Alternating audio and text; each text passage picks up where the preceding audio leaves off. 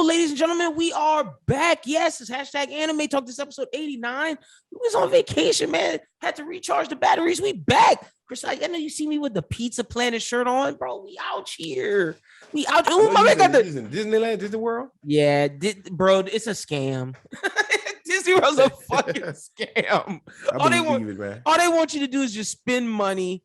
But boy, you know what Disney World taught me, and I know this is not the place for this, but I do not want kids no time soon. Like kids and me, like I just get uncomfortable seeing them. Like, bro, some parents had their kids on leashes. I'm like, what are y'all? Man, motherfuckers better keep their kids on leashes. It's a dangerous world out here, man. I'll keep my child on a leash. I would. Let me not say that. That's why I don't want no children. I don't want to have to be. I don't have to be faced with the decision of putting my child on a leash. That's what I'm saying. I'm still living. I'm not a dad out here. I'm still kind of living a wild and reckless life. Like I still, even though like I have a job every day, like I still go to sleep whenever I want. Like I still don't like. I still live wild. So like I don't know. To all the parents do. You know what I'm saying? I respect y'all's hustle and y'all's. I do that. That's what that showed me. That's what that showed. Like. Y'all are really like 24/7 job. All you parents out here, y'all good people, man. They had them parents out there at 8 a.m. with their little kids standing in line, waiting in all them lines to have a kid see something he not gonna remember. That's real. I wouldn't do it, but that's real. No, for real. Shout out to all the parents. But we back, man. A lot of shit has transpired. Are we gonna apologize to John Cho? Are we gonna apologize to Cowboy Bebop later in the show? A lot of fans have not taken well to that series, man. Twitter has called emotions on it. Twitter has called it hot garbage. A lot of people have been upset, but I'm gonna let you know I'm here today to say that I'm actually gonna be on the Cowboy Bebop defense squad. Funny enough, but like you, I have mixed emotions. I'm gonna wait. We gotta talk about it. We got that. We gotta talk about it. We got that. We gotta break it down. Mm-hmm. New manga out. We're gonna talk about that as well. Then of course we're gonna talk about Blue Period. Go get Chris's thoughts on Lupin because I'm not caught up yet. I mean, I'm still lagging on that. And then we're gonna talk Platinum's in because Platinum in getting nuts. Shit's getting wild. Yeah, for sure. Platinum In's going crazy. Yeah, going super crazy. Blue Period kind of, it's still good. It kind of took a little. I'm enjoying it, man. It took a little. It took like a little. It's not as hype right now. We getting somewhere though. Like he's growing. I like seeing that. You feel me? True. I've been going back and rereading the manga from the first few episodes. Like I read the first volume, the second volume, and I want to say we're in the third volume right now in the anime, if I'm not mistaken. Mm-hmm. But it's beautiful. I love how they depict art and just what I'm saying, how passionate they evoke. Like the anime did a good job at conveying like how you were saying, like how for creatives, like awakening something in creatives and making you feel like you understand. You know what I'm saying? Yeah. You understand what we go through. So I really do appreciate that. And we're gonna talk about all of that. We also have a good discussion question today for the record of Ragnarok fans. We're picking who would be our human teams. Got some people on the Discord sending their list, gonna give their list out. Some of them had some really good lists. Some of them I was like, huh? But we'll talk about it all. And then we got news people to get gonna judge my list, man. People gonna judge my list, but at the same time, we got just be honest with ourselves. My list about to beat everybody else's list. You know what I'm saying? Like, if we I feel like you got some humans. I feel like you got some crazy shit on your list. Like my list is wild. I feel like you got like a shooter on your list. No, man, I don't got 21 Savage on my list, man. 21 Savage. He made the Mortal Kombat soundtrack theme song for the new game, but I don't think he could. He with the hands. He'll maybe with a knife. If you give him a knife, he deadly with a knife, But let's get into the news. We got a lot to get into. Starting off, I gotta just. How do you feel? Like, be honest. As a Demon Slayer fan, the season starts this week. I know we're gonna be reviewing it come next episode. If it were finally here after months of just bullshit recap, bullshit filler episodes. Y'all were defending it. Then you stopped defending it on Twitter. I've been following. The Chris. Defending it. I'm just saying it was quiet for them Demon Slayer recap episodes after the first one. Niggas wasn't tweeting. I don't know if y'all was tweeting about it as heavy about that movie. I don't remember that. Y'all was tweeting about each episode. Not each episode. Yeah, y'all stopped tweeting after episode 2. There was some fire episodes in there. Like there was an episode where they had Buff Nezuko. That shit was hilarious. You watched them all? It was not the new one. I haven't watched the newest one. build into it with the when we get into the Tengen arc. You feel me? I'm gonna watch it the day before, the morning of, because that's this Sunday. That's literally this Sunday. December 5th. We starting the Tengen arc this Sunday, so it's up. It's up from here. Next episode, we're gonna review it. I'm hyped. That's why I brought it up. I'm ready. December 5th, it'll be out. Finally, get to that Tengen arc. Do you think you think the last episode before this new one is like an in-betweener? That's why I wanted. That's really why I brought this up. Yeah. That's why I wanted to wait. That's why I wanted to wait. I want to watch it to build up for the next one, because, man, they did show a little bit of extra shit in the anime for the first half of the season that is manga canon. That's the crazy part. This is the crazy part that I wanted to stress to you about it.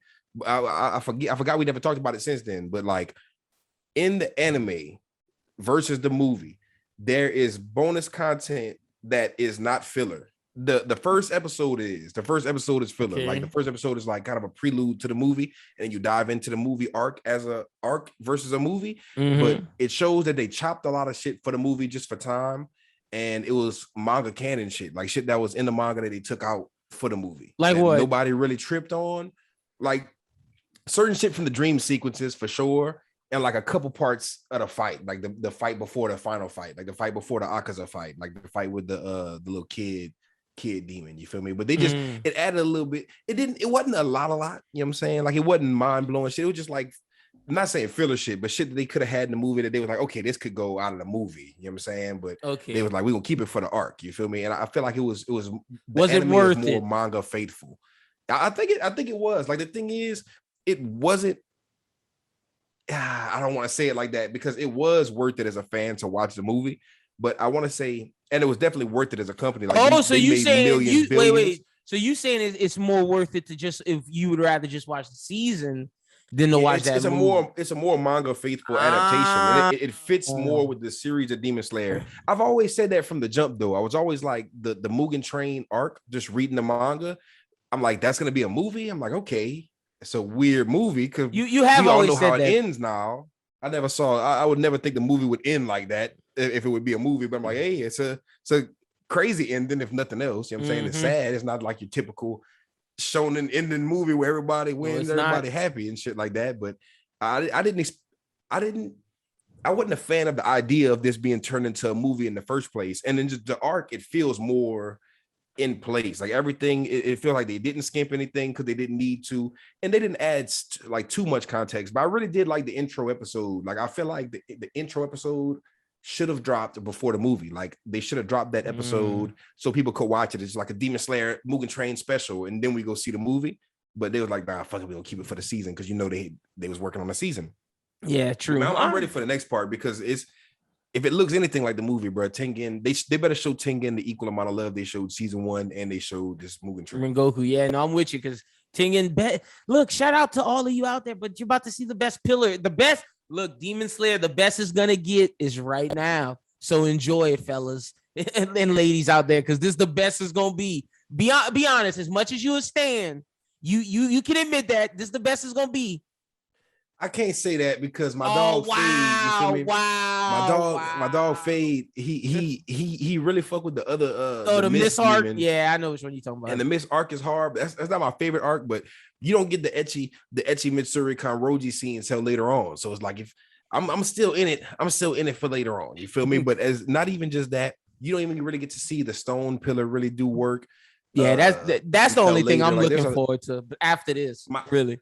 And I don't want to spoil things, because I know we got a lot of anime onlys right here, but I know for sure Inosuke is gonna have his arc with his demon later on in the series, and I feel like his arc is like so powerful. I feel like when that shit hits the anime, it'll be top tier. We'll have to have a conversation about that later, because this is the best it's gonna get. Demon Slayer fans, enjoy it. I can't wait.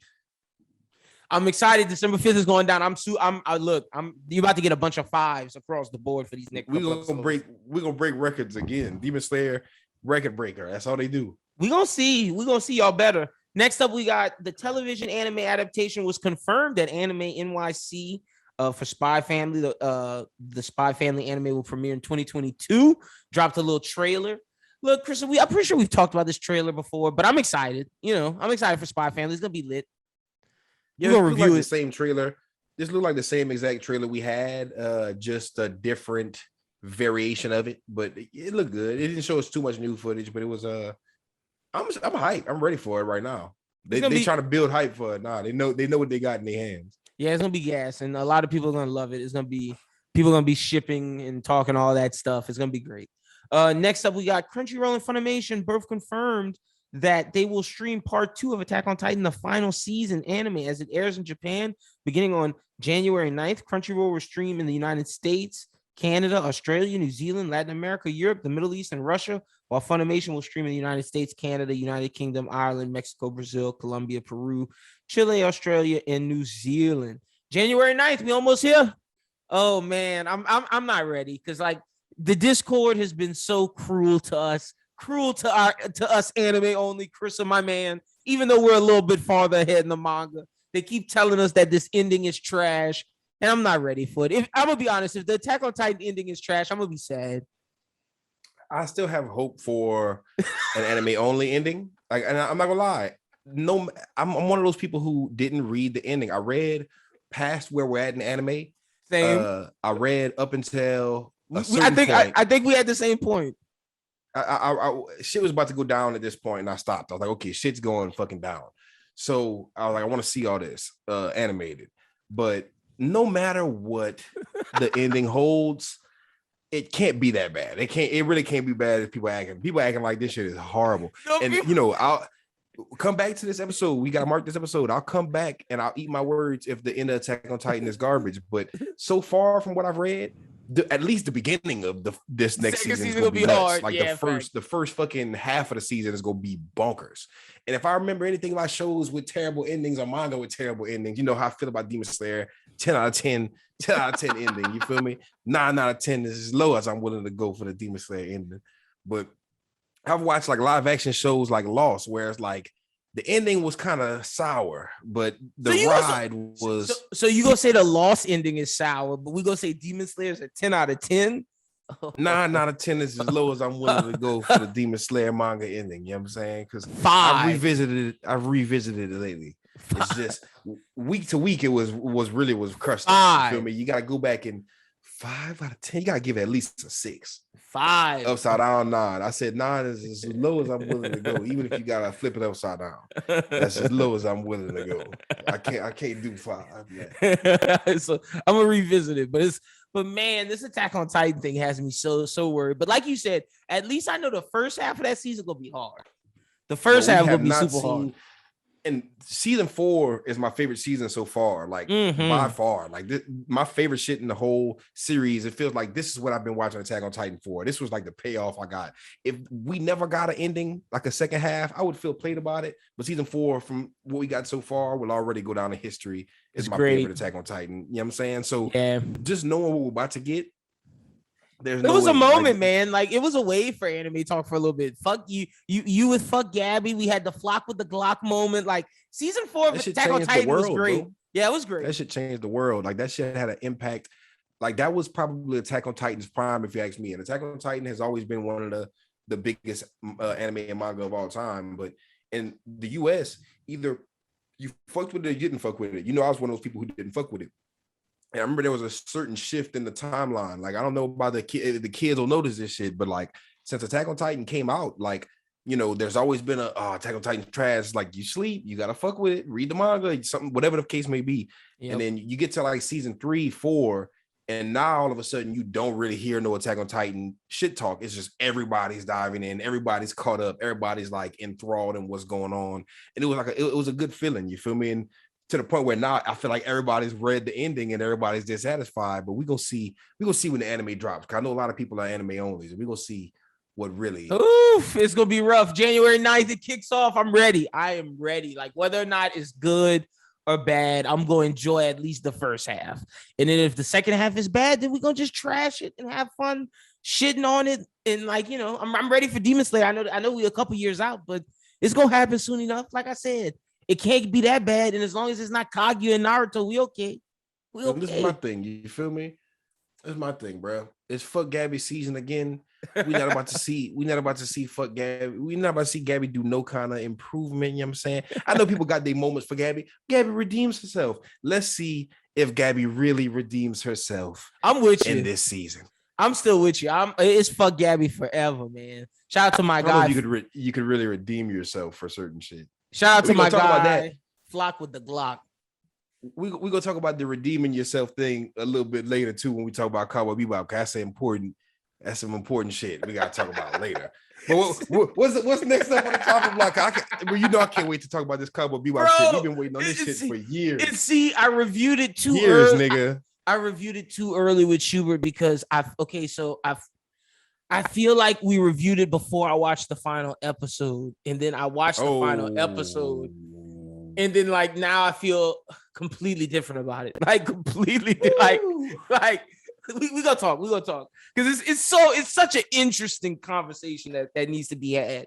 But next up we got Seven Seas Entertainment. Oh, this is something for manga niggas. This is actually pretty cool. Seven Seas Entertainment has announced that they've acquired the North American license for Tomonori's Inoue's Candy and Cigarettes, the action-packed neo-noir revenge thriller from the creator of Coppelion. The manga series will land in North America for the first time in print and digital platforms in single volume editions. Volume 1 will be released August 22nd and will retail for about $13.99, $17.99 Canada for you Canadians. Candy and Cigarettes follows Hiraga Raizo, a retired cop who has recently landed a lucrative gig working for a shadow government organization known as the SS Agency. He's in for a rude awakening. On his first day, he comes across a grisly murder and a lone little girl who's far from innocent. Suzaku's Kaze Miharu is an 11-year-old master assassin, and his new partner he cleans up. Is the pay worth all the blood he'll have on his hands? Apparently, this is like really high ranked in Japan, and now it's finally coming to America. So I'm definitely gonna check this out. Come August 22nd. Yeah, I peeped it before. It's a while back. It was like it's a throw it off premise, but it's pretty cool. You feel me? It seemed like it seemed like it could be successful if they treated it right. And speaking of manga, we might as well get into our manga talk right now. Shonen Jump added three newbies to the deck. One of them is super gas, one of them is mid, and one of them I didn't read. Whoa. What mid? That's strong. That's strong words, man. One of them is mid. What are you talking about? It's kind of mid. Come on, bro. Come on, Chris. Like, come on, man. That shit is mid. Like that. I like the little sidekick character, man. What is it called? Doran. Hold on. Let's get the names of these series out. Shout out to Usuga again, bro, from Golem Hearts, man. My boy, Golem Hearts was hard, man. I'm gonna give him another shot. I'm gonna see what's up with because he looked like he's growing artistically. His new designs look crazy. Dude looks like a fake Tanjiro.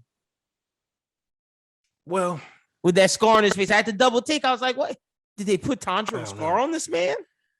Somebody did say something about Demon Slayer on the timeline. I didn't get it till you said that. I didn't see the scar on his face at first. But the little sidekick character, man. The little sidekick character is hard, man. The whole premise is basically Black Clover fused with Demon Slayer and a little Bleach. Like he's hunting these moment what are they? They call something different here. They call something Momotaro or something.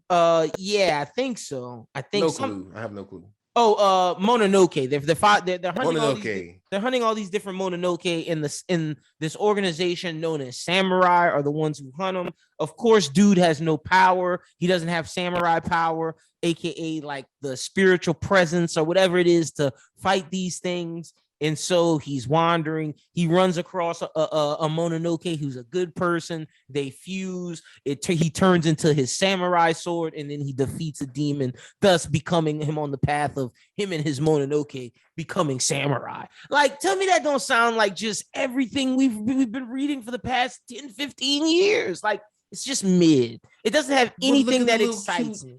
Look at the little cute ghost creature, though, man. Look at the little... You know what I'm saying? It's cute, man.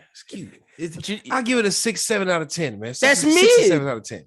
That's mid, though. Okay, that's mid. I think it's good, but not great. You know what I'm saying? Because it's like a 5 or less.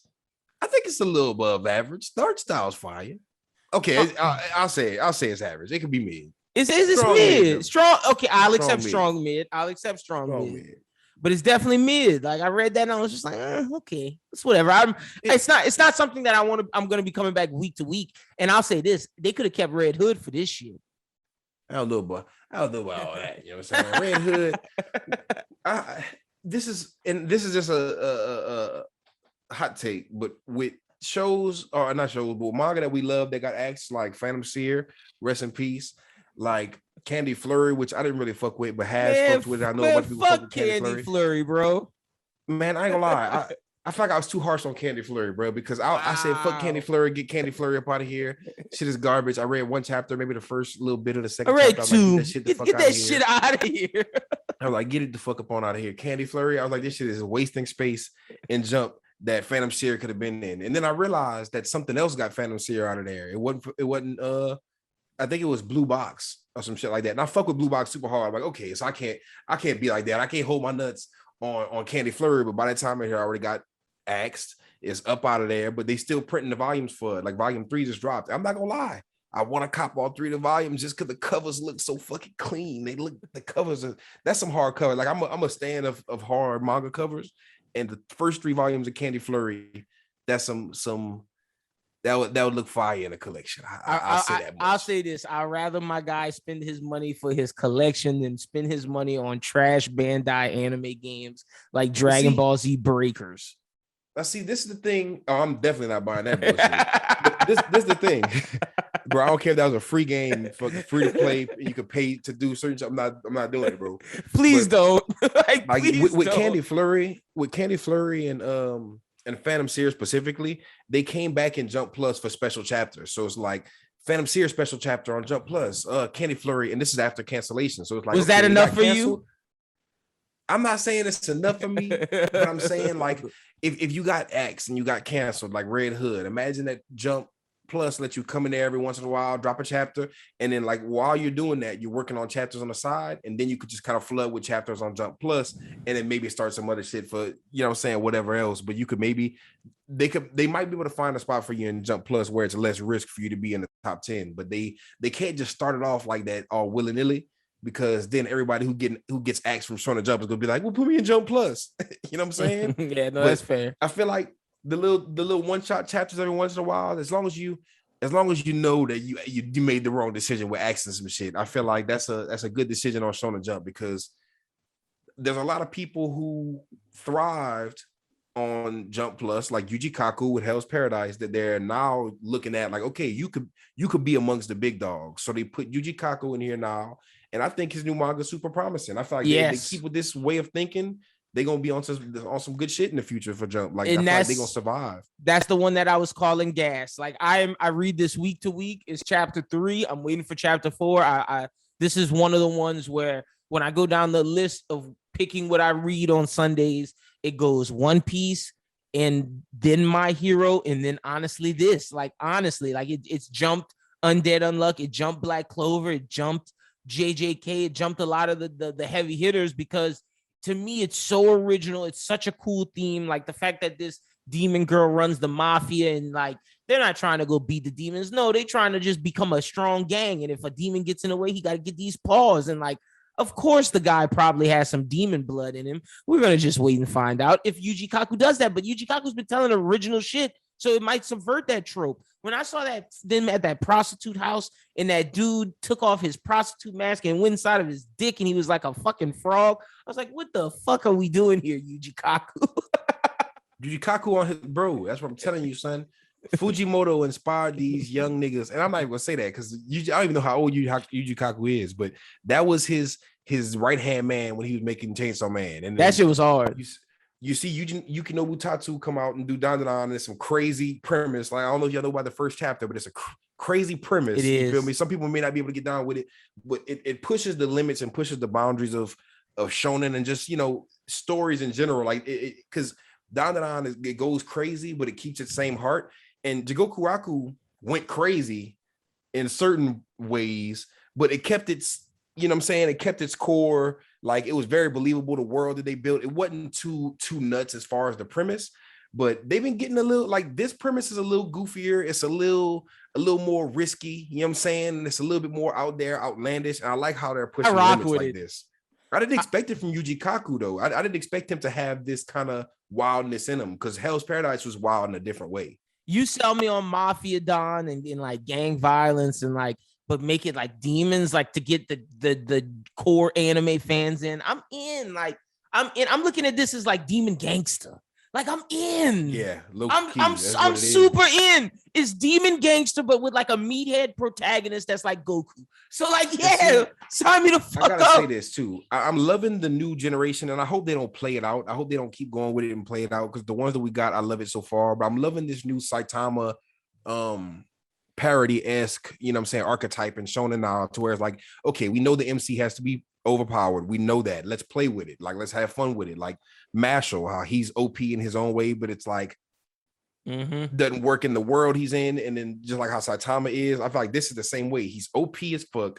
He's gonna just like the end of the last chapter. I don't want to have too many spoilers, but see, unlike chapter, I agree with you, but unlike those where those are more jokes, I feel like this is for jokes, but I feel like Yuji Kaku's serious. He going somewhere with this. Yeah, that's why I feel like it's different in a way.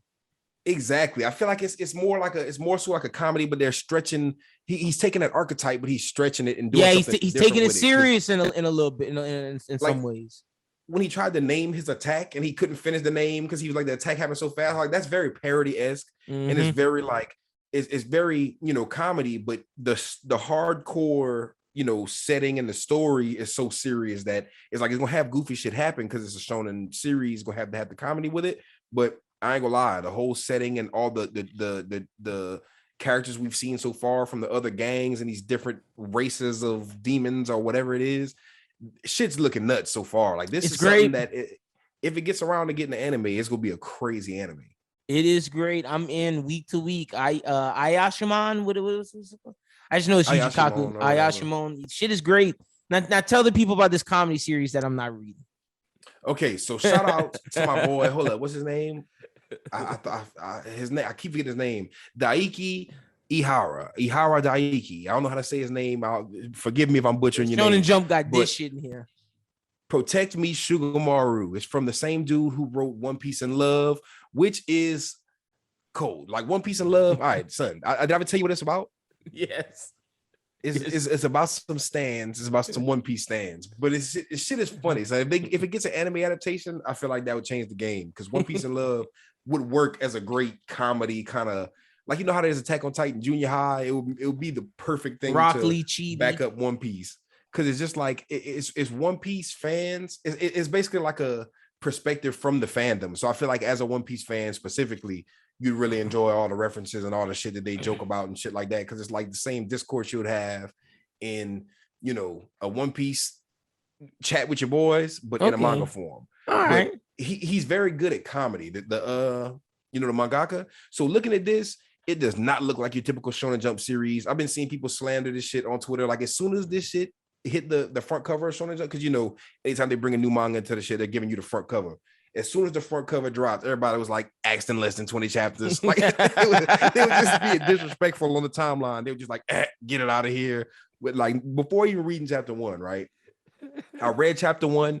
It's a super goofy premise, but there's super goofy manga in there, like that alien one, the little pink alien, and you know Roboco or whatever. Bro, they should have been got Roboco the fuck up out of there. But that's what I'm saying. If we can replace Roboco with something like this, or and not to shit on Roboco because I don't know what it does for Japan, but like it's going crazy. If it got axed tomorrow, I wouldn't be like, oh, Roboco. I'd be like, that's a shame. But Roboco feels what's your Dragon Ball girl name? The robot. Roboco feels that Arale, Dr. Slump. It feels that love for people in Japan. The thing is, the covers are always parody covers. Like they had a My Hero, My Hero Academia Volume 1 parody. They had a One cover. Piece they had one a Jujutsu Kaisen one. They had a One Piece one. And I think that's cool. It's like the Family Guy of the series right now. If you want to just, you know, ball it down to what it, you know, basic terms. But this one, it seems like a gag, like another gag manga that's just supposed to be super funny. It's about like this princess who's like, she has a hit out on her, and all her family is wealthy and shit, and all of them are under heat. Like people are trying to kill them, steal their fortune, yada yada, whatever the case may be. And there's this family of ninjas, or just like protectors that are supposed to be protecting this family, right? And wait, I thought this was the manga of the niggas that's trying to be comedians. What you mean? Wait, this is not that? No, this is some shit. It's like some little chibi. It looks like a little chibi character, right? It's like a little small dude, but apparently all his brothers are savages, and he's in a family of savages, a family of like elite bodyguards. You talking about Protect Me Shugumaru? Yeah, that's from the same. That's from the same dude who did One Piece in Love, the little One Piece. I thought you was talking about Shohei Shoten. Let me look it up. What is Shohei Shoten? This is the one where these niggas are trying to be comedians. That's why I was like, ask this shit. Shohei. Watch, this shit is hard. Shohei Shoten. SHOW-HA, then space, and SHOTEN, exclamation point. Shohei Shoten. They got 3 chapters out. I've never seen this shit before in my life. It's in the app. But that's Jump Square. That's Jump Square. I have seen this shit. This is from Tabata, not Tabata, Obata. The dude who made Death Note. Takeshi Obata. I'm horrible with names, but well, yeah, it's in the app.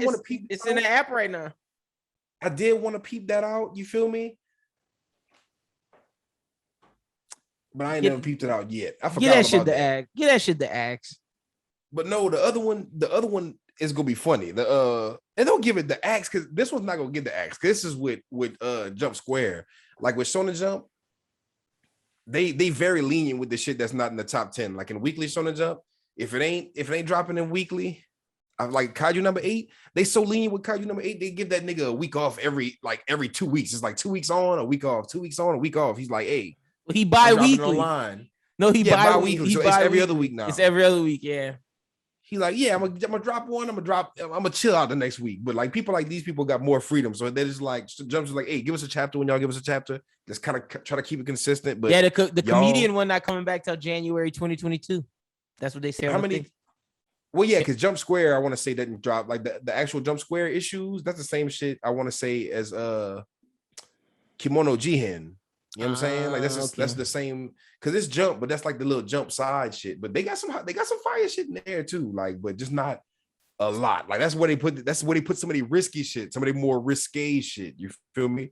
Like but this the other one, the one who did the One Piece in Love, I feel like it's gonna be a funny series because it is kind of funny and endearing in its own way. But I definitely didn't read that one. I saw that one. I was one of the people. It's not gonna be with the big dogs. I was one of the people you talking about on Twitter where it was like Axe in 20 chapters. I saw that. I saw the cover of that and I was like, what is this? Next. But that's the thing. Me too. I saw that shit and I was like, man, it looked like Zatch Bell. Love looks better than this. Like even One Piece of Love looked better than this to me. But then I saw it and I read the first chapter. I'm like, okay, it fits the vibe. It's supposed to be comedy. It's supposed to be parody kind of, but the premise is gonna keep me around. But I don't think it's gonna last more than. It'll be lucky to see 40. It'll be lucky to see 40 chapters. And if it sees 50, then it's like a godsend. If it sees 15, bro, like I'm not gonna lie, the way he's trying to jump back action shit, I just don't know if this is gonna be able to keep up with Undead Unluck, Ayashimon, whatever the new one is with the little fucking Demon Slayer Tanjiro ripoff dude. I don't know if this one's gonna be able to survive, but you never know with Japan, and however funny this may be determines on how long it's gonna last. And I'm not gonna lie, when I read the first chapter, I was kind of nervous. I was like, bro, this better not be trash, son, because I've been repping for this One Piece and Love nigga. And I read it, and I was like, okay, I see where you're going with this. He just seems like a general funny mangaka. So I feel like whatever he drops is gonna work. Hopefully, because literally they was trying him out in Jump Plus and they made him put One Piece and Love on pause. But he was like, oh yeah, we could axe it. And they were like, no, let's not axe it. Let's just say you're going on a hiatus. And he's like, what you mean hiatus? He's like, I'm about to be in Jump now. You feel me? Let's go. I'm in the top 10. They're like, niggas have gotten axed in 15 chapters. So just hold on to yourself. Let's just see where you go. If you last here, you last here. If not, you go back to Jump Plus and do One Piece of Love volume fucking 11. You feel me? But I'm rooting for him. I hope he lasts at least 20 to 30. You feel me? Because they can get a story off in 20 to 30 chapters. Good for him. We gonna see. But that's just the manga updates on what's going on in Shonen Jump. All right, let's get to our discussion this week. Let me pull up some of the Discord. So I was, Discord was just diving into this already. Discord was talking about Record of Ragnarok, and I was like, yo, let's see who our human Record of Ragnarok people would be. You know, I didn't care if you said some people that were in the show already that are in the manga, but that haven't made it to the show. I just didn't think any show people should be on there. Don't judge me for my picks. That's I'm definitely gonna judge you. We might have one or two alike, but I'm pretty sure my taste in fighters for the Earth is pretty unique, and I feel like y'all would want to squabble with my team, so y'all can't tell me that about my team. You know what I'm saying?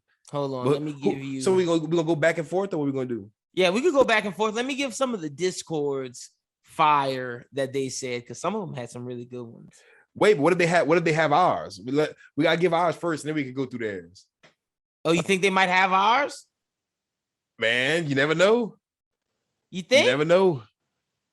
All right, they might. I mean, we got 6. Who? I don't think they got ours. Because if we talk about strongest humans, there's only certain ones you'll go to.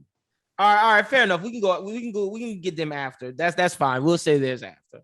All right. Well, yeah, go start us off with your first one. Well, if you're gonna let me get the first one, I'm gonna steal one that I feel like is a no-brainer.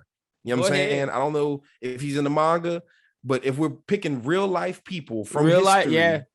Bruce Lee. Why would I not? Nice. That's a good one. Bruce Lee. That is a good one. That's a good one. That's a great one. I saw Bruce Lee rip fucking chest hairs off Chuck Norris chest meat. Ripped his chest hairs off. Treated that man like a bitch. I know he would do the same thing to them gods, bro. This nigga Bruce Lee is not built to play with, man. Who you got? Okay. I like that. So I'm thinking I'm gonna go with from a Western.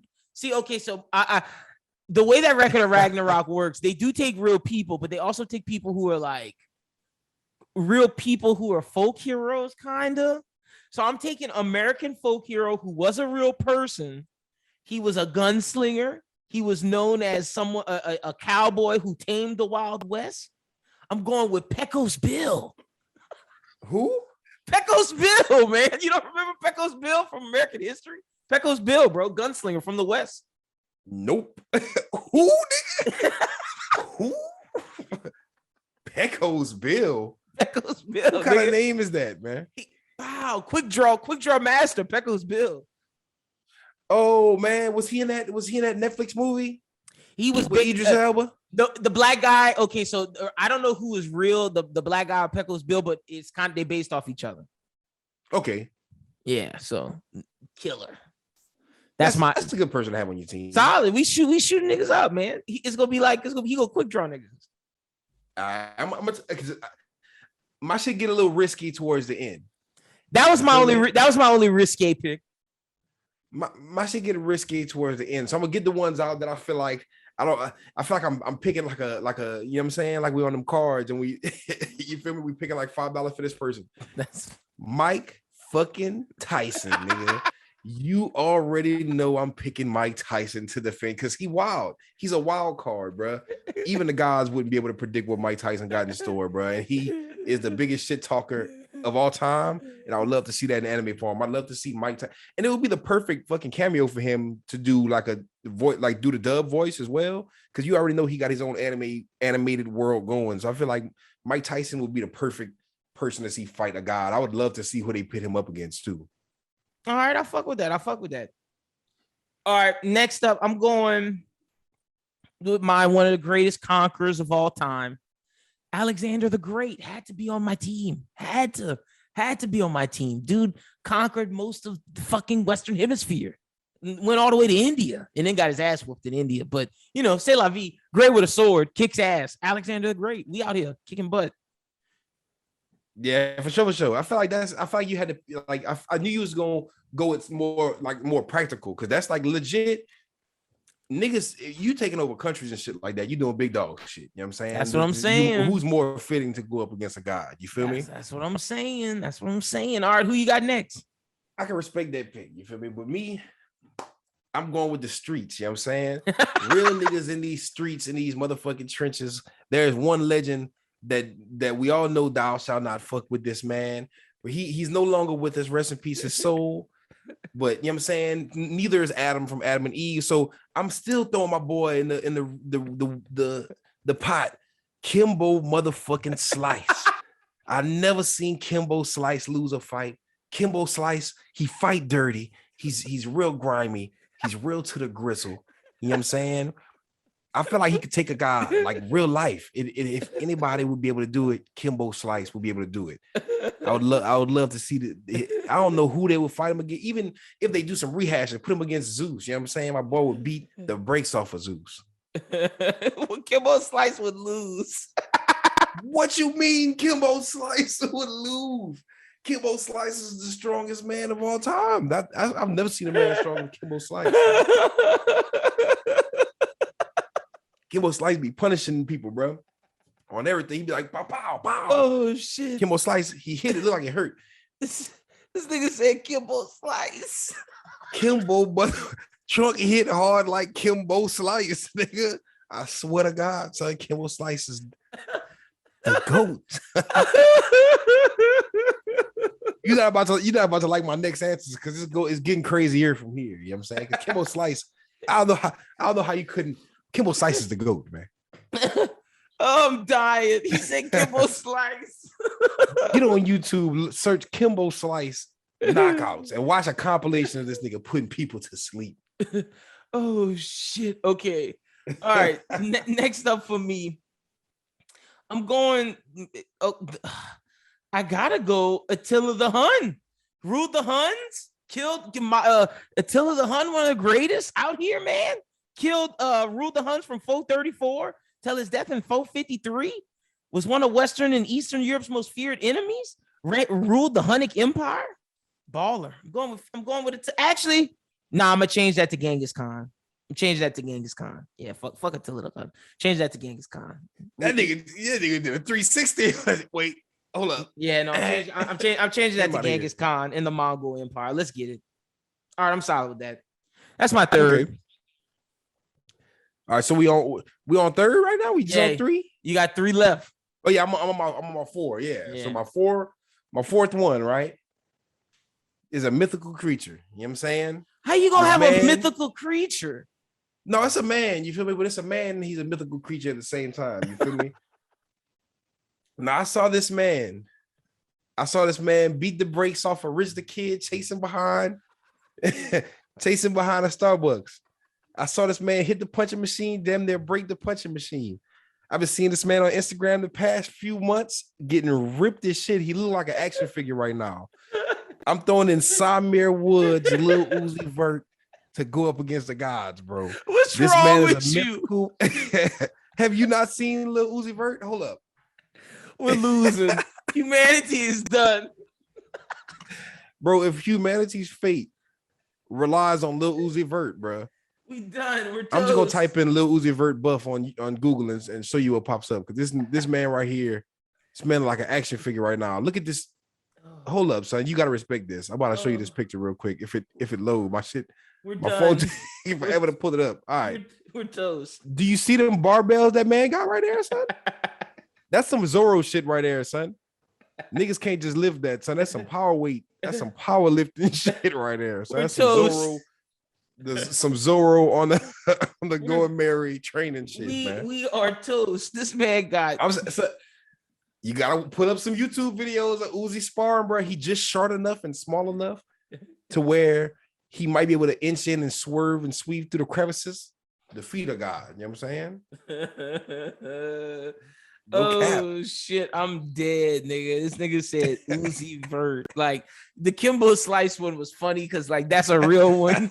Then this nigga just goes off the rails with Lucifer. What you mean Kimbo Slice was funny, man? Kimbo Slice was not about jokes, man. Kimbo Slice was breaking people's face.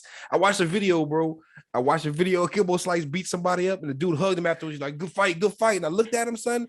His eye, the whole side of his face looked like a wax candle that got melted, bro. Nigga got his shit rocked. I was like, man, that's what you get. Fucking Kimbo Slice. I hope it's not UFC. Somebody looked like he was deaf. I hope it's Street Fighter Kimbo Slice and not UFC. I seen UFC Kimbo Slice go hard too. UFC Kimbo Slice got his ass whooped.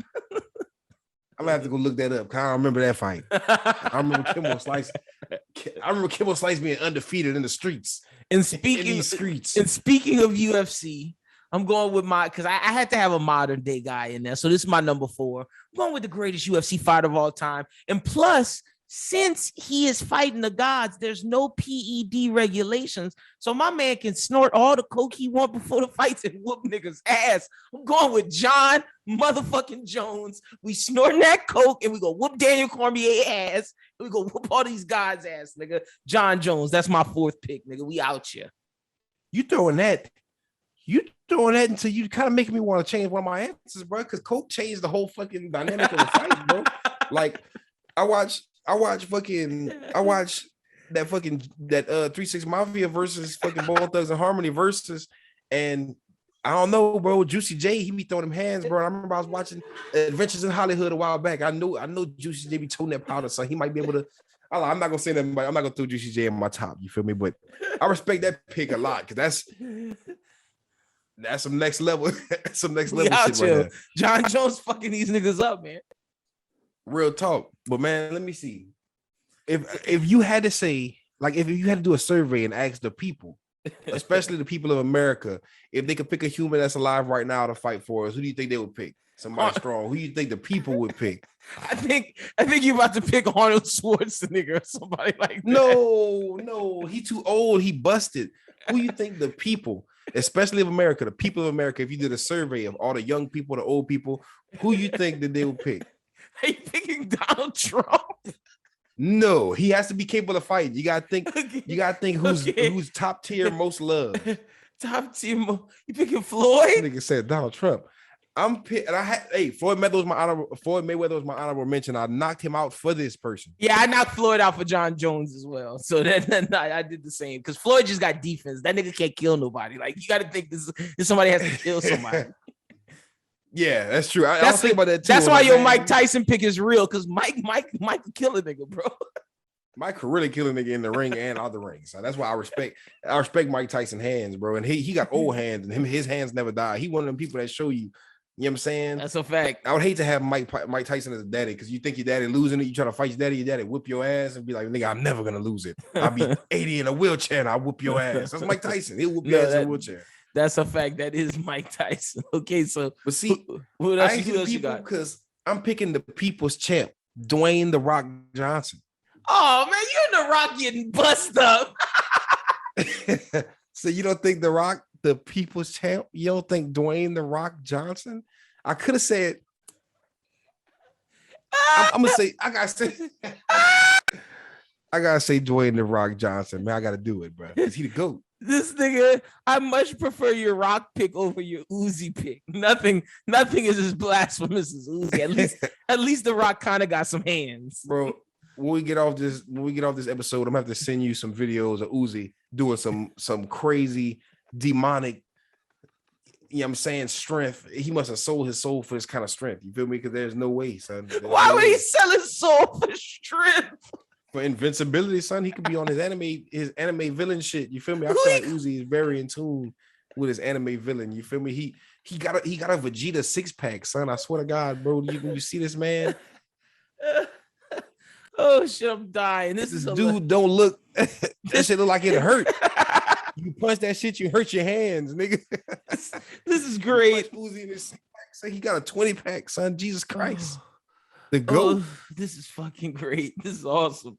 Okay, so who's my 5th gonna be? I'm telling you, son, my boy Uzi my team will wash your team starting with Uzi, son. Uzi versus Alexander the Great. So I'm telling you. We cutting this nigga Uzi head off, completely off. He gotta go. Uzi don't even need weapons. He'll still come out. Uzi is victorious. Getting murked, nigga. We are murking him.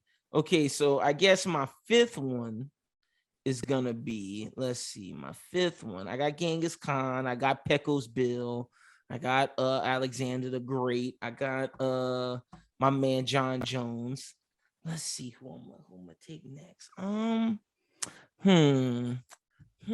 This is tough. Who am I gonna go with next? All right. I think I know who I'm gonna go with. All right, I think I'm going with my man, Richard Lionheart, English Crusades, killing niggas with the sword. He fucking niggas up.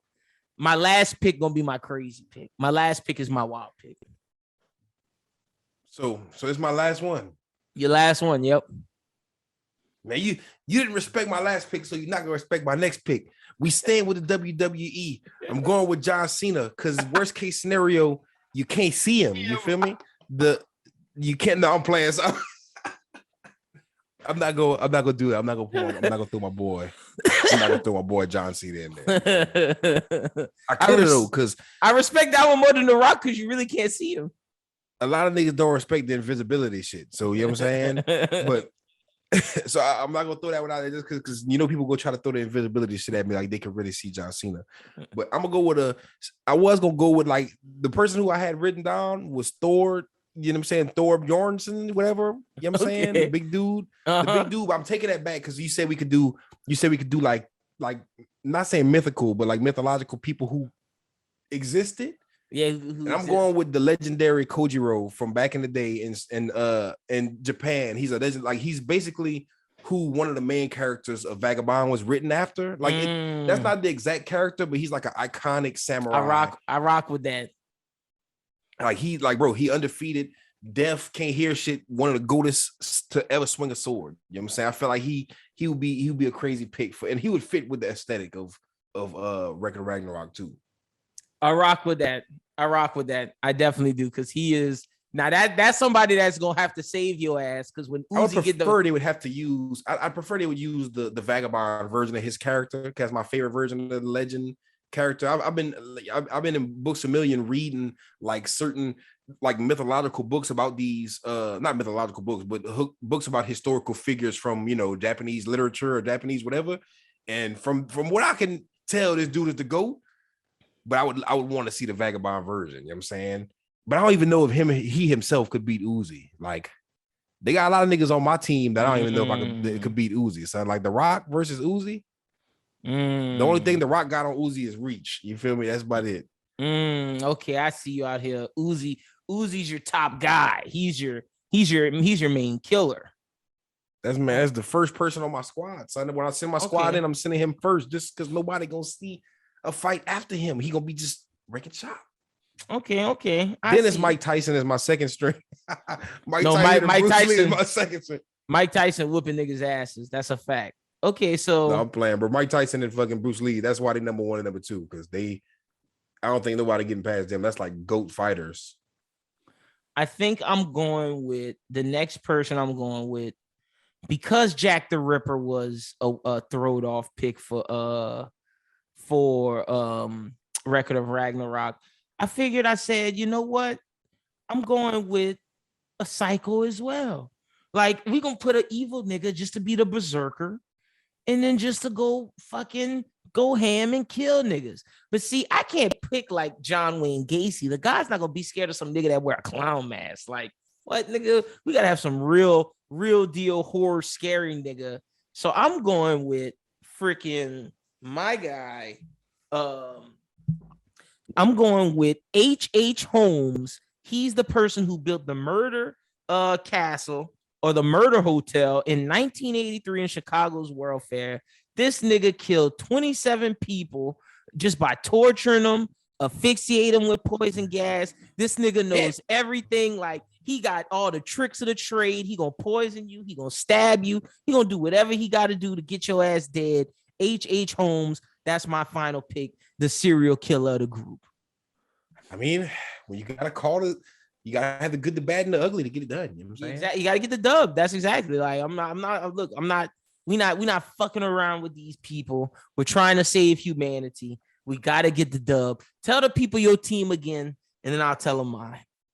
My team is Kojiro, the legendary Kojiro. You know what I'm saying? I don't remember his last name or his first name. I just know Kojiro is the main name.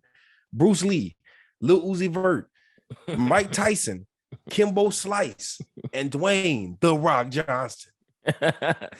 Does Krista save humanity? Y'all let us know in the comments. I think so. Y'all let us know. I want to know what the people think.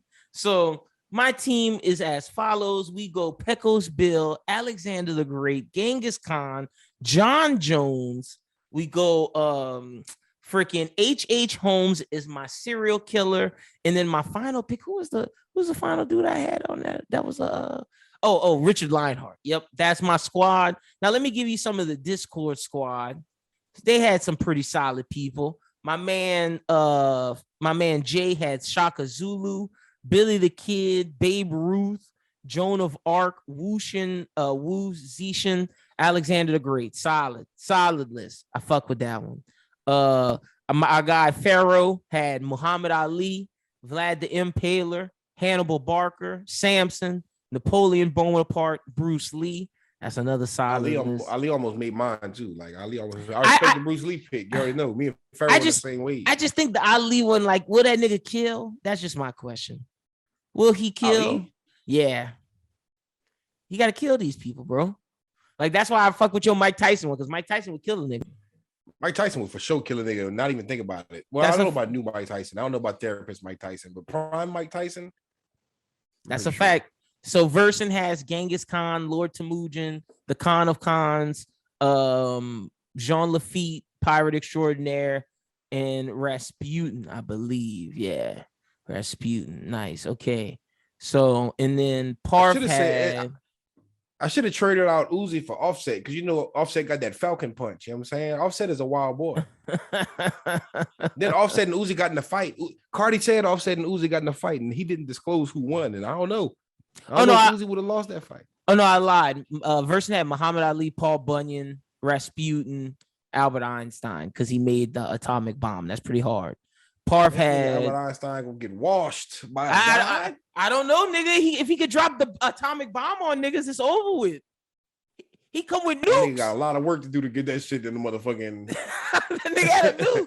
In a ring, nigga. He coming with his nukes. Okay, on the spot. And then Parv had Buddha, Lubu, Charles Manson, Michael Jackson, Odysseus. How the nigga put Lubu? Lubu was already in there. Lubu, did he get washed? Did Lubu get his shit rocked, nigga? Lubu did get washed. He switched him out for Ganyu. So there you go. That's some of the people's picks in the Discord. I think I'm winning. I think I saved humanity. I think Crystal with Lil Uzi Vert gets us destroyed. Man, all 6 of your niggas not passing Uzi. Son, have you seen that man in the gym lately? So you telling me coked out John Jones not gonna kill Uzi? Man, all Uzi need is a few perk 30s. You know what I'm saying? We up there. We through the moon. You feel me? Uzi is a space cadet. That's the only rapper I've ever known to be a real life space cadet. You feel me? Let us know what you think about your list, and then you can put your list in the comments on YouTube. All right, let's get into the reviews. What are we doing first? We doing Bebop first? We getting it out the way? Yeah, we got to. We're gonna spend a little minute on this one, I feel. Maybe not. I don't know. No, this is the one we're gonna spend the longest on. That's fine. I got a lot to say. I got so much to say because this was so much that he did. Where you want to start? First off, did you like it? Oh, I loved it. It was great. Okay. I liked it as well. Now, I think it's high mid. You think it's high mid? Yeah, I think it's strong mid. I'll say it's strong mid as an adaptation. And I'll say as a standalone project for somebody who probably wouldn't have fucked with Cowboy Bebop or has never watched Cowboy Bebop as an anime, I feel like it'll be a strong 8. You know that's the highest I'm willing to go. Maybe a 7 or 8. That okay. 8 if they really liked it. 7 if they. I think 7's really I think 7's an appropriate score because somewhere where I sit is anywhere between 6 and 7. That's where I sit. But I had fun with it. I like the show a lot. I don't think I did enjoy what they did with it. I don't think it was as cringy as people are making it out to be on Twitter. I think that's a lot of anime fans being a little too harsh. We can talk about that too. Okay, so the anime fans posted a clip of Ed at the end, and Ed's an extra character, and that's probably one of the hardest characters to get in a live action. It's one of the hardest characters to get right, which is why they probably put Ed towards the end for season 2, not through the whole season. Yeah, to tease you for season 2, but at the same time, Ed was, and I was expecting more Ed. I was expecting a whole episode. I didn't get any spoilers besides that one clip. I saw that clip and I was like, all right, that seemed kind of weird, but I'm still gonna give it a try. But I'm just glad they put Ed in there. You know what I'm saying? Like, I know Ed's kind of a cringy character in real life, like in the anime, but he's endearing. So the thing with that is Ed shows up towards the end to provide a cliffhanger for a season 2. Yep. You can't base a whole series off of that one clip that happens at the end. I feel like people was wild to be like trash because of this. Yeah. And I'm like, I see where you're going, but does it really hold weight when the whole first episode happened? You know what I'm saying? I don't, because I'm gonna be honest. If there's something you want to call it trash for, we could. There's things that I'm about to say that I just don't like about the show that I think they just did story wise that's just wrong. Yeah, me and you definitely probably gonna have the same gripes with the story, liberties they took, the creative liberties they took in the story. But on that note, some of them I think worked. Like for example, Jet's backstory, everything with Jet I think worked. I think everything with Jet worked. I enjoyed. I don't like the fact that they basically made him Ant-Man. You know what I'm saying? Oh. He's like my daughter, nigga watched the MCU for a little bit and I call that nigga Ant. He is Ant-Man. That's funny. I didn't think about but that. The thing is, I really did like it at first, but at the same time, I was sitting there like, I didn't. Okay, the only time I didn't like it was the end. The only time I didn't like it was the that end. shit hurt, bro. When he turned his back on Spike, because I was like, I don't know if these characters would do that. I don't know. I don't like the fact that Vicious got his child involved and shit like that. That was so crazy to me. Like the whole bring his kid out there. It's like I got your crewmate's kid, and we're gonna do all this shit. I was okay with that because that's, I guess Vicious is evil, and I'm okay with Vicious doing evil shit. What I didn't like about Vicious is I don't know if Julia getting away with all of what Julia got away with. Like, we supposed to believe Spike is fearless and this nigga Vicious First of all, is vicious. She take out everybody there? Like, what? Before we get off of Jet, I do want to say he had the best performance in the entire entire series. Yes, he had the most compelling performance. He had the most believable performance from a Cowboy Bebop fan. He just with the dedication to the voice. And just the vibe. I feel like he knew what he was doing, and he was the most like his counterpart. He was the most like the actual Jet Black that we know. I feel like he took a lot of care with realizing who the character was that he was adapting, and I appreciate every stitch of effort he put in because it paid off. It really did. It did. Every scene involving him or revolving around him worked. Like I said, I didn't like certain things about the writing, but he made it work because he's a great actor. And I feel like that was amazing. He's the best part of the show. Easily the best part of the show. For sure. Especially with John Cho, who didn't have a bad performance, but it wasn't. Are we doing John Cho now? Spike. Are we doing John Cho now? Do John Cho next? Yeah, we can. We do John Cho. I'll say this. I am sorry, John Cho, because I was harsh on you. And I did say that I was going to come and apologize because the show worked, but I don't think I needed to apologize, but I am, because I don't think I needed to, because I don't know if that's Spike Spiegel. The character works, but is that Spike Spiegel? I don't know. Sometimes it feels like Spike. Sometimes it feels like he's John Wick. Sometimes it feels like he's just like, two dudes, a guy that can just fight. That's a bounty hunter. I don't know if he feels like Spike the whole time, but was he good? Yes. Was he bad? No. But was he like average at most times? Yeah. Like, I think I got Faye over him. I do. So I'm about to touch on Faye too as well. But for Spike, I feel like John Cho, he did a great performance for, just acting and just whatever, but he didn't embody Spike even anywhere close to, how Mustafa, is that his name? Mustafa? Yeah, Mustafa Shakir did Jet. Mustafa Shakir, he didn't even compare. Like it was pale. Just the fact that they're in an ensemble cast and their chemistry bounced off each other. A lot of the time, Spike worked because Jet worked, but Spike standalone parts, I did respect John Cho's acting and everything, but like, I'm saying, as far as just knowing, is he Spike? Been rewatching the anime too afterward, and it's just like he's not the same. He has the same vibe to a certain extent, but he's nowhere near as cool. That's all it is. He just doesn't have that cool factor. He's kind of a little older. You feel me? If you're gonna get an older guy, might as well get the Wixer himself, who said he wanted to play Spike. But I'm saying that if you're gonna go with an older cat, but I guess they wouldn't want to have whitewashed it or whatever the case may be. But there are definitely better people that could have played Spike better than him. I stand on my take of that. I do. And we can harp on that, but the bottom line is that it was a great acting performance, but it wasn't a great convincing Spike's or a great performance, selling yeah. of Spike Spiegel, and the whole Facts. fearless aspect of it was kind of like That's it was sour with where me a little bit. that's How you where feel I was. about fearless? Okay, so I tried to look at it at the changes of the writing of this to how do we make this understandable to all audiences? Because when you look at Cowboy Bebop, they don't explain anything. Cowboy Bebop just kind of throws you in there. You take it for what it is. You like it or you don't like it. I don't give a fuck. It's what it is. Like, and so one example that I can give that's concrete is Jet. For example, they had to expand on Jet's backstory because when you watch the episode with Uday tells him and you see that Jet's partner betrays him, and you're like, well, why doesn't Jet just go back to cops? Like, why did Jet just say, oh, did his partner betray him that bad? That's why he left the cops? Or, but it's ambiguous. So with the anime, with the live action digits, they said, you know what? We're going to make it to where he goes to court because it was a dirty cop situation. He gets framed, and that's why he's no longer a cop. He loses faith in the system because he was framed instead of making the audience wonder. So with Spike, it's like, okay, Spike's this character where he has this haunted past.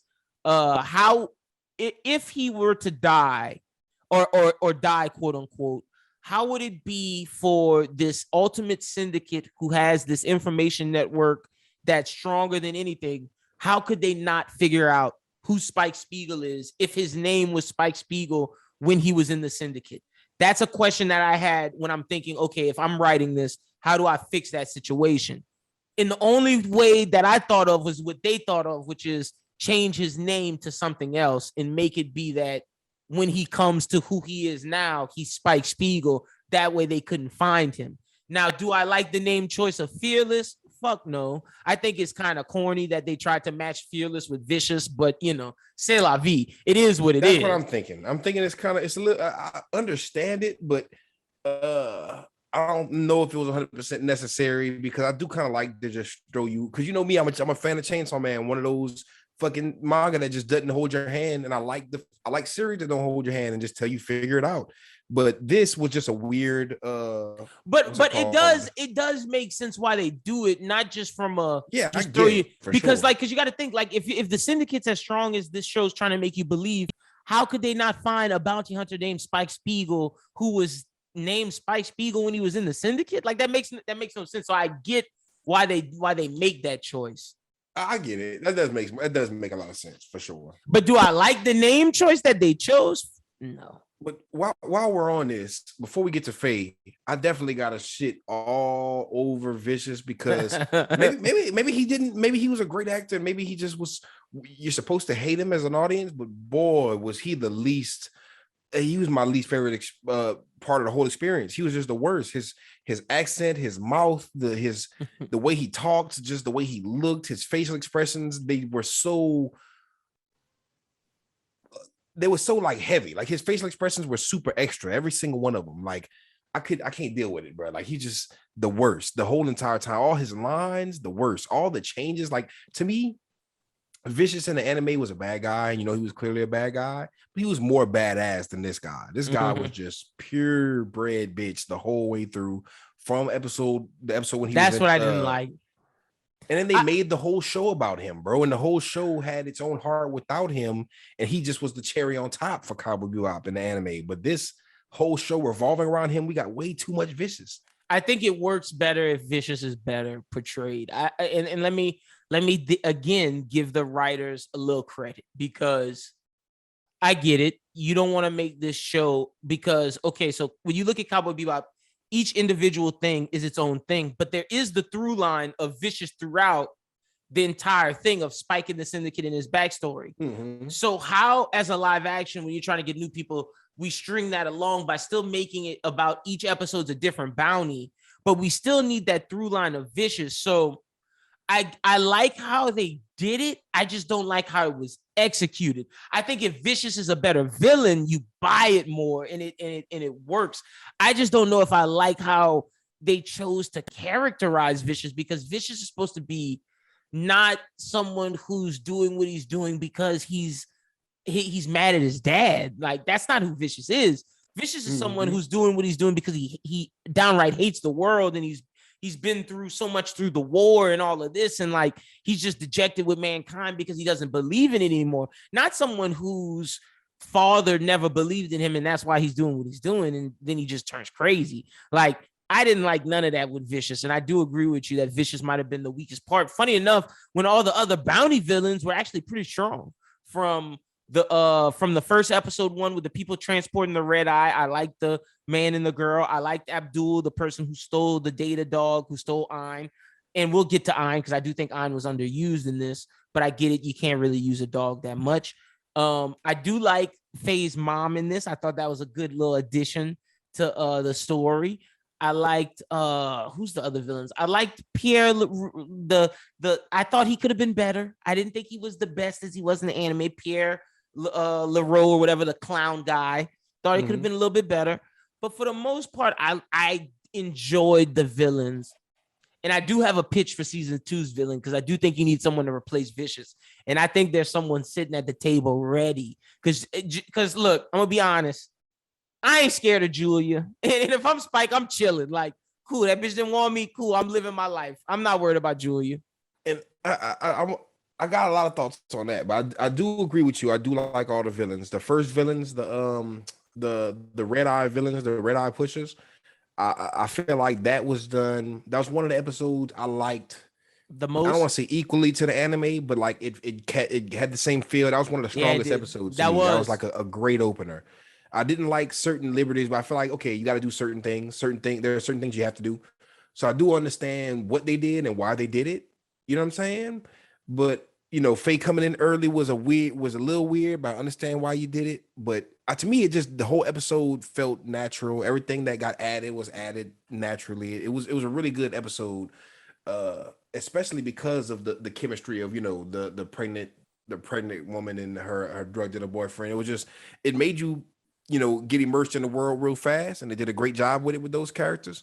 The Afro dude, crazy fight. You feel me? I liked how they changed the whole, you know, plastic surgery shit to phasing type shit. That was a dope change. It starts getting slippery for me. Yeah, I like you said, the clown could have been a little bit better. I do like Faye's mom a lot. I did like Faye's mom a lot. That was one of the best additions to the character, or to the story. I like the whole rehash of the environmentalists with the tree people. I like that as well. I love that and I will say, I think it was smart to turn them into trees instead of turn them into animals. I did think that was smart. I thought it was a good change. That was it worked for the live action perfectly. That was like one of the best things they could have done. But other than that, since you brought up Julia, we gotta talk about it. Julia was the worst, like the worst part of the show, especially at the end. And I don't want people to say, "Oh, y'all just don't think a woman could be a villain." No, that's not it. They didn't make Julia didn't seem like she could do any of this whole time. That was the worst setup. Because my thing is, at the end, I thought she was gonna fucking, like, in the car when that woman sacrificed herself or whatever for her to get out the car. I thought she was gonna go be like, "Oh, we'll be together. I'll kill Vicious." But she went over there and was on some weird shit. And I was like, where did this come from? I was like, this doesn't seem realistic for our last episode. This whole series was perfect to me. I was cool with certain changes. I was like, man, I'm not cool with all of them. But when I got to the second Your whole motivation is that he didn't come back for you, but you married Vicious. Like, what are we fucking talking about? Like, that's another reason why the Vicious Spike Julia shit didn't sit right with me. Spike, you slept with your best friend girl. Vicious, you went back to the girl that your best friend slept with. And Julia, you mad at Spike because Vicious told Spike you chose him. Like, all of y'all are fucking stupid. They're just wilding, bro. It's a whole thing. I don't. And then Jet's a cuck too. Like, everybody in the show's a fucking cuck. Jet. That's one of the things I didn't like about Jet's character that they changed. They made him a bitch to that white dude, bro. That fucking what's his name? That cop. He looked like Joe Dirt, bro. I don't like that nigga at all, son. I don't like the fact that this nigga Joe Dirt took this man old lady, bro. Got this man old lady fucking calling his daughter daddy, bro. That's not cool, man. The last episode, I was like, okay, his daughter calling him daddy. Yeah, I was like, okay, Jet, I get why you mad at Spike. Your daughter just called this nigga daddy. Yeah, I'd have killed Spike at that point in time. Just how mad I would have been because but see again, at that point. again, I'm still thinking that's fake because why do you show Spike turning around and taking his bullet for your daughter and then Jet looking at him like, wow, you did that for we really are friends. And then you just gonna leave that man in the dirt. His daughter. That's wild. He That's did. Like he did. Spike saved that man's life. Like, come on, man. I get the whole he lied situation, but Jet got to get over that. But I guess that's season. He did take a bullet for his daughter, but that is the least shit that he could have done because he put the motherfuckers in that situation in the first place. But that wasn't his fault. I do understand it to a certain extent. That wasn't his fault. But man, was that a sloppy situation? It was messed up for homeboy to assume he was military and shit like that. Like you did that to yourself. He didn't lie to you. He said he didn't want to talk about it. You kept you kept pushing it and assuming yourself. Exactly. And the thing is, they made Jet look like such a bitch, but I do fuck with Jet. But they made him his character a little bit weaker. They made him a little bit more compassionate to the point where it was a character flaw. Now I do have to talk about Faye, right? This is the big one. I feel like you didn't like Faye. I had mixed emotions on Faye because that one was the one, and I'm trying my best not to be that guy who's like, because I'm saying niggas gonna be, that's the first thing people gonna say. They're gonna be like, oh, you're just sexist, you don't like girls, yada yada. But I fuck with Faye as a character. It just wasn't Faye. That was the biggest departure from Faye's character versus, the Spike departure. Because I've said that, John Cho has not sold me on Spike. He sold me a couple scenes every once in a while. I was like, okay, you're doing a good job. I'll throw you a bone because you're really out there trying. And he did a good job for certain parts. You feel me?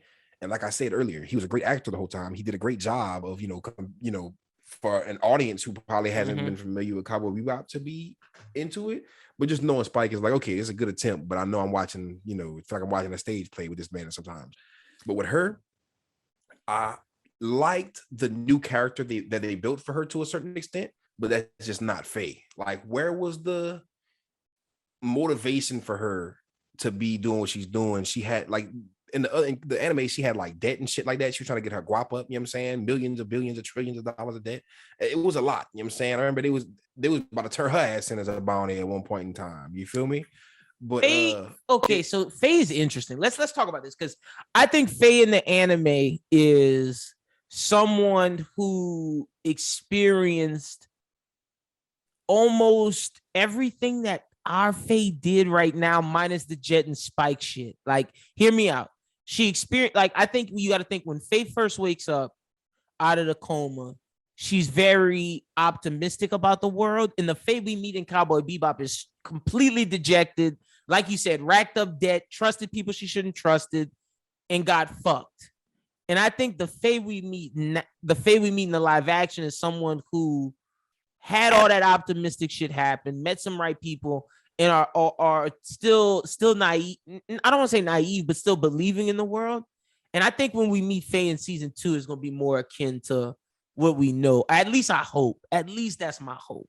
Yeah, because I'm not gonna lie, she's a lot more goofy in the live action than she was, and she was more like, she was a great counterpart to Spike, because they were not saying they were polar opposites, but they were like both pretty badass. They both had their own little vibe, and they both they were good like parallel characters to each other as far as being in the crew together. I'm not saying she was like the girl version of Spike, but like definitely when she was on screen, it was a vibe. You feel me? All her banter was witty. She was very cool.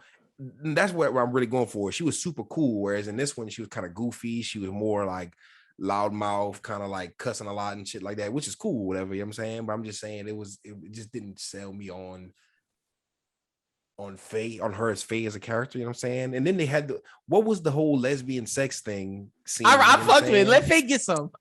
Get your rocks off, Faye. It was so wild because it felt just so out of place and so forced to me. You know what I'm saying? It was just like so forced. Like this person who is non-trusting and just, you know what I'm saying? It's like it was just super weird for me that was. But you got to think she is trusting though. That's this Faye is not someone who is dejected yet. Like this Faye is someone who has had a couple bad things happen to her, but for the most part, she's craving for someone someone for her to believe in. Like that's what she wants. Man, I just know it was just like to me it just kind of felt forced with the whole mechanic situation and just the whole. But other than that, because the character it was cute. I'm not gonna lie, it was cute and shit like that. It really was cute. Like the the way it ended and everything, I wasn't mad at it, but it was just like one of those departures from the anime that I was like, okay, what is going on Netflix? And there were certain things with her character. I feel like they made her character the most dived into, though. Like they made her one of the most fleshed out characters. And it was her and Jet. And what I'm saying is, for this new character that they created for Faye Valentine, I do like it, and I do find it endearing in its own way. It adds a different dynamic to the to the crew. It's just not the, it's a super crazy departure from the anime, just like how they're making Julia the villain. Those are two crazy wild departures. You know what I'm saying? And making Vicious a bitch is another departure, because Vicious was always badass. He's supposed to be the polar, not saying the polar opposite of Spike, but he's supposed to be that Spike's rival. Like, I got the gun, you got the sword, you badass just like me, but you opposite of me because you like on some I hate the world type shit. It's like, I don't know, man. They just made him just such a whiny baby. If they don't break Vicious out, if they don't break him out and they let him sit there and be a whiny brat, I have the replacement. I got the perfect replacement, because you need one. You need one. You know who you go get? You go get the movie villain. You go get Vincent. That would be hard. I'm not gonna lie. You go get fucking Vincent and let Vincent. Let's hope we see Vincent, bro. Vincent would be a great addition to season 2. I feel like that's what they probably. Not that you say that, that's a no-brainer. They need to do that. They slipping. Like, if you're gonna fucking waste Vicious like you did, and you're not going and like, I'm sorry. Julia does not scare me. Like, you have to have someone. If you're gonna make Julia scare me, she just made me mad, bro. Spike can just live. Like, and if she got beef with Spike, she not killing Spike. So if you're gonna send someone after Spike, and you've already blew your load on the clown, you blew your load on Vicious.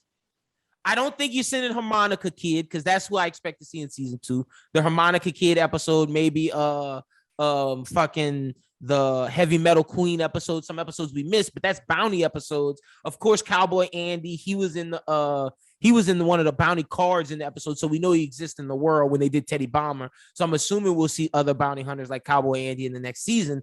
But if you need a main antagonist, someone to fight Spike, and see, I thought it was very interesting at the end of the episodes, they always say this was interpreted by the Cowboy Bebop series, but they also mentioned the Cowboy Bebop movie, and they mention it by name. And I don't think you mention that by name if you don't have plans for Vincent. So, like, I think Vincent. Yeah, you have to have that incorporated somehow. That would be smart.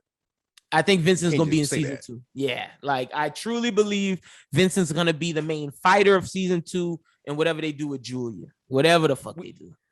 We need that. I think that would be a great move just in general for Cowboy Bebop, the live action, to go in. I gotta say too, I really want to see what Ed has in store for us, because at the same time, Ed and Ein had a big presence in Cowboy Bebop, and Ein was kind of, as far as Ein, he's kind of used. Ein was Ein was worth a lot of money in the anime, because Ein was a data dog. Ein had certain importance and certain, and they never figured that out. They literally just dropped Ein off on a planet in this fucking, because in he this portrayed in this the video. action. And they never. But that's the thing. Ein was never a fucking projector. And Ein wasn't a fucking projector dog in the anime. And I feel like that's such a loser thing to turn Ein into, because Ein was such a badass character, being that he's like a, you know what I'm saying? He's. I'm gonna give it bail. Like I think data dog. I feel like that was like them starting to show the data dog, and then they just got him out of there. They turned that nigga into a traitor. I would never have that motherfucking thing back on my ship again if that bitch fucking. But it wasn't his fault. He got hacked. He got hacked. But they dropped him off on that planet and dipped, and now he's about to come back in the story. That's gonna have to be a plot point in the next season. Spike's gonna be like, "Hey, why you with that dog? I don't want that fucking thing on my ship." No, and they're gonna have to explain it. And be like, "No, let's have it on the ship." Well, Spike don't even have a ship right now. Spike just roamed. Yeah, that is true. That is true. Because that's the other thing I didn't like. I didn't like how they just weren't cool at the end. Like, I get it. Like, we have to build them up to the characters that we know for season 2. Like, I feel like that's what they're doing, but it's like, bro, I don't know if I'm buying that Jet and Spike just never talking again, and Jet telling this nigga, if I see you again, I'm gonna kill you, my nigga. Like, what? Yeah, that was kind of wild. I didn't like that. You know what I'm saying? But there's certain things that I understand you have to turn it into a series. are different series. You have to make a season 2. You have to do all this. So I'm understanding the writing jeopardies, or not writing jeopardy, but the writing liberties they're taking to change the story to make it work into this live action world. But I feel like it could have just been, certain things could have been written a little smoother and a little better. But for what we got, I ain't mad at it. It's not bad. Like, this is, to me, the best live action we've gotten so far. As It's the second for what, me. you like Battle Angel Alita? Yeah, better? I go Battle Angel Alita 1 in this too. This definitely surpassed Ghost in the Shell though for me. Yeah, this is up there, bro. Like, as far as the bar, it was not set very high, but they just passed up the bar by a little bit. They're like, all right, you know what I'm saying? You well, not every bar, but they passed most bad bars. It beat Death Note by a lot. This is not as bad as that by a long shot. This is not as bad as some of the, Japanese live actions we've gotten, like Full Metal Alchemist by a long shot, where they capture the aesthetic, but they don't capture anything else. Because Bleach did a good job. I watched the Japanese live action. They had a fucking amazing Bleach live action. But the thing is, it just wasn't. They tried to squeeze too much into a fucking movie. You know what I'm saying? You sure you can't squeeze a million arcs? Bleach works as a long form, long running anime because of all the content they squeeze into them fucking arcs. You know what I'm saying? But all I know is this going in the history books for one of the first good live action. That one of the first. Yep. What you giving it? I'm giving it like a 6.9, 7. I'm gonna give it a 7.5, like almost an 8. I want to give it an 8, but just certain things turn me off about it a little bit. I might I can't give it an 8, but I'll give it a 7.5 just because it was really good. I enjoyed the whole season. I had fun. I did. And I'm even sorry. Things I didn't like about it. It didn't ruin the show for me. It just don't like that, but I'm still enjoying it. It didn't make me rage quit. So yeah, I agree. And I got it at a 7. Also, real quick, I know we didn't talk about this in manga, but boy, we got to catch up on Eden Zero. Time skip. It happened. Hey, Demon Slayer, Demon Slayer, what the fuck am I talking about? Netflix, they finally dropping it next week. I want to say the full season. The new episodes. Yep, I'm excited. So that's December, so it should be soon. We're gonna finally talk about Eden Zero season 1 on this show after long Netflix waiting. And speaking of Netflix waiting, they haven't dropped the latest episode of Blue Period. It's on like a little hiatus for a week or two. Episode 8 should come out this week or next week, one of them. So we got 5, 6, and 7. I'm thinking we spent a long time talking Cowboy Bebop. We'll review all the Blue Periods and all of the platinums in when we get back next week when we talk Demon Slayer. Because Blue Period will have a total of 5, 6, 7, and 8. So we'll have 4 to review. Because all that happened really was the exam. And that nigga was just getting ready for exam. Cool. That was definitely pretty fun. But we got to talk about Platinum In, though. Oh, go ahead. Let's get it. Let's talk about old Platinum. We got to talk about fucking Platinum In. Because, nigga, Metro Polyman is on some shit right now, bro. We going nuts right now, bro. How you feel about the newest episodes? Look, I enjoy him. And you know me, I'm all in on Metro Polyman. That dude is wild. Like, he is... after the baseball shit, he took it to another level. Yeah, I ain't gonna lie, bro. This series... It's hype as hell. It ain't Death Note. It's a whole different vibe, but it's got me hooked. Like at the edge of my seat every episode. Like literally, I love the cast, the dynamic between the angels, the dynamic between the angels. And the dude plays dirty. Like he does dirty tricks and he does whatever he can to get that win. Like Metro Polyman don't give a fuck. Metro Polyman really don't give a fuck at all. He gives 0 fucks, and that's respectable of a villain. You know what I'm saying? He's go-to anime antagonist so far. You feel me? So that's a fact. That's a fact. But I'm trying to think of like some of the major things that happen in these episodes, like seeing them fly to the Grand Tower where the trap was laid, and then Metro Polyman appears out the smoke, and Mirai confronts him, who calls him, and then he calls him a small fry, and then Mirai's cornered. He acts in an unexpected way, and then he risks his life to shoot an arrow at him. Mistake.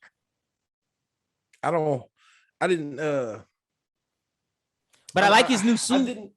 I didn't like the fact that in the last episode we saw, they just stayed in the middle of the sky for a hot little minute and were just talking and shit and just gambling. Like, everybody can see y'all niggas right now, right? Like, true. The episode where they slept over in the bed and they had that conversation, and he was like, "You want to die? You can die right here." And then in the middle of the sky, like, bro, y'all niggas is just chilling. Like any other god candidate is looking at y'all like they got y'all taking notes and shit. That's a fact. Taking pictures. You never know. Like I'm just sitting there like, bro, regular civilians can see y'all boys too. I know y'all fly fast, but when you just hovering, You're not Mhm. flying that fast. You know what I'm saying? And I still It's think weird. I think his bitch is shady. Yeah, something up with her. Mm-hmm. It's something weird with her. I don't like his girl. I don't. Something is up. I don't buy everything. I don't buy everything she's selling. No, me neither. Me neither. But I'm literally. I'm digging Platinum In. I'm loving it. Yeah, Platinum In is hard so far. It's a really good suspense thriller kind of series. The main character was a bitch at first, and he's still a bitch, but we seen him grow out of it, and I like that. I like his new suit. Like he finally growing into it, man. He's like, I'm a face Metropolitan. We gonna see this character really go from zero to hero because he was negative at first. He was not super negative. But see, I'm interested in the seeing like because each of these guy candidates wanted to commit suicide. I want to know what made Metropolitan Man want to commit suicide. I want to know why fucking are people who commit suicide the ones that are gonna be the next God candidate? Like because they had nothing to live for, and that what they said is that they had nothing to live for, and they're trying to show them that like. I think the God saying that like is showing them what they have to live for and why they should live, and because they had nothing to live for, that's why they chose it. I don't know. You're right. They might need to explain that better. It's the weirdest premise, but like I'm with it. I'm with it. Same. But yeah, we're gonna talk more about all of this next week, and then plus we got Demon Slayer. It's gonna be lit when we come back. Yeah, I ain't gonna lie. Fucking Joe, I may have peaked. I may have peaked at the new JoJo season. I watched the first episode. Wow. I just watched the first episode. I didn't watch nothing else. I just wanted to see I just wanted to see a little bit. I'm gonna go back. You know what I'm saying? I'm almost on the whole season. I'm almost on Golden Wind. I'm catching up, and then I'm gonna enjoy Stone Ocean once I'm caught up. We gotta talk about that because it looks like it's gonna be really good. I don't want to miss this one. I don't want to miss out on this one. I can be caught up by the next anime talk because I'm almost done with the Josuke series. I only got the finale episode left for the Josuke. I ain't making no promises. Oh, I could try. I'm gonna try. I can see what I can do. You know what I'm saying? But Chris, tell the people they can follow you on social media. Follow your boy at Chris SJE on social media, on Chris at Chris SJE on Twitter, at Chris SJE on Instagram. I just posted my Spotify Rapidly yearly stats. Thank all y'all for fucking with my music, Talman Gang and Fuck Gabby. They got me right this year, you know what I'm saying? But next year we got some more shit in store. Please follow me to see what we got coming soon. Like literally a lot. I don't want to spoil too much shit, but a lot of shit about to drop. So stay tuned. Y'all be on the lookout for that. Also, we almost here. Anime Talk Awards. It's almost time. We're almost at the end of the year. Next episode? No, the episode after next. Episode after next. That's what I'm thinking. So like we got going crazy. We got it is the episode after next. It is because the New Year's is that week. So it's gonna be lit. So y'all be on the lookout for that. Follow me at LinBLBT. Follow Brooks Who Think at Brooks Who Think. Be sure to check out all the content we got on the network. And until next time, we'll talk to you soon. Until then, peace.